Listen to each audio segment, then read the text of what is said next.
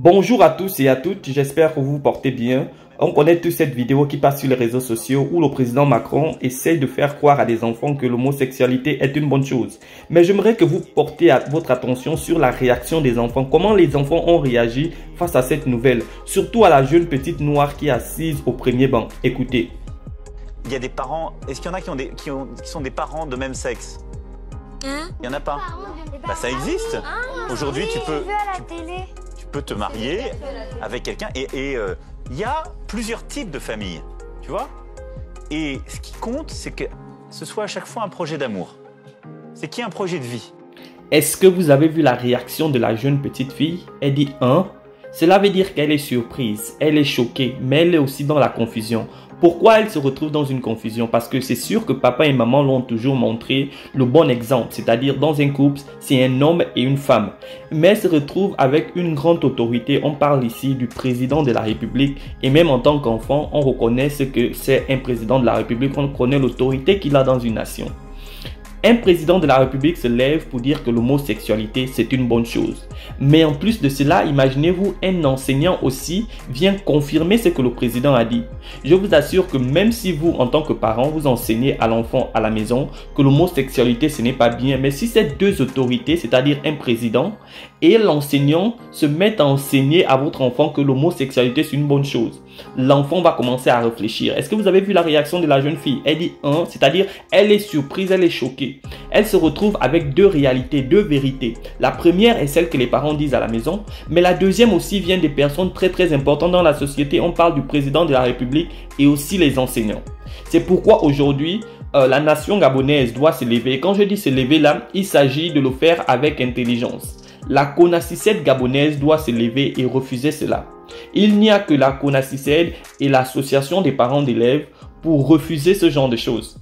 Parce que le gouvernement gabonais, comme on le sait tous, il y a certaines personnes qui veulent assiéger certains pouvoirs. Et donc, ils sont obligés d'accepter certaines choses qu'ils ne veulent pas.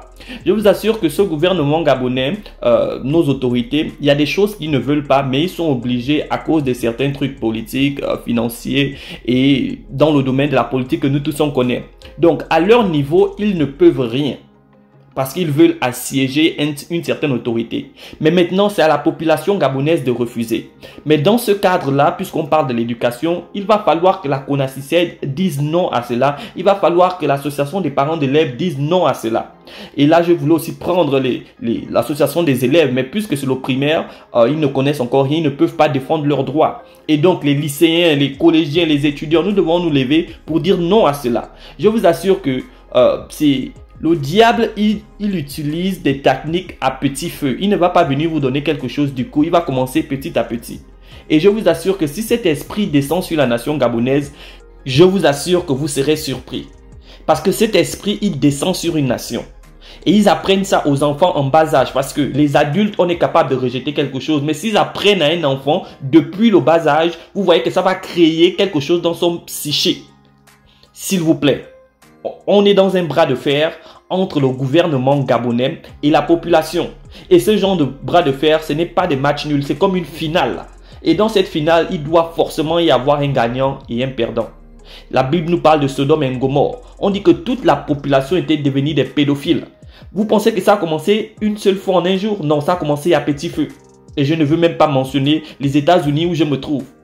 Ça a commencé à petit feu. Et donc, on doit se lever avec intelligence.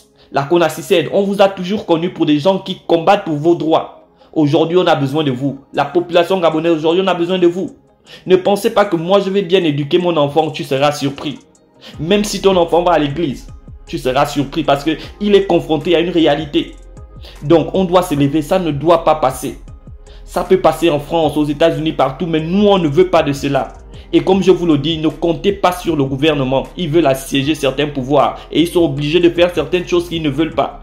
Et c'est comme ça la colonisation. La colonisation s'est passée d'une manière où le gouvernement laisse des choses parce qu'ils veulent assiéger un certain pouvoir. On les donne certains bénéfices. Donc aujourd'hui, j'appelle la population gabonaise, j'appelle la CONACYCED. Soyons intelligents, que cela ne passe pas. Aucun enseignant ne doit enseigner cela à ses élèves. Si tu ne veux pas que ta fille, ton fils soit pédophile, alors toi aussi, en tant qu'enseignant, ne l'enseigne pas à des enfants. Donc, s'il vous plaît, reconsidérez ce que le président est en train de mettre sur la table. Reconsidérez ce que le gouvernement est en train de mettre sur la table. C'est une malédiction qui va frapper toute la population. Et je le dis, ceux qui ne sont pas en Christ, c'est pire. Mais même ceux qui sont en Christ, faisons attention. Que Dieu vous bénisse pleinement.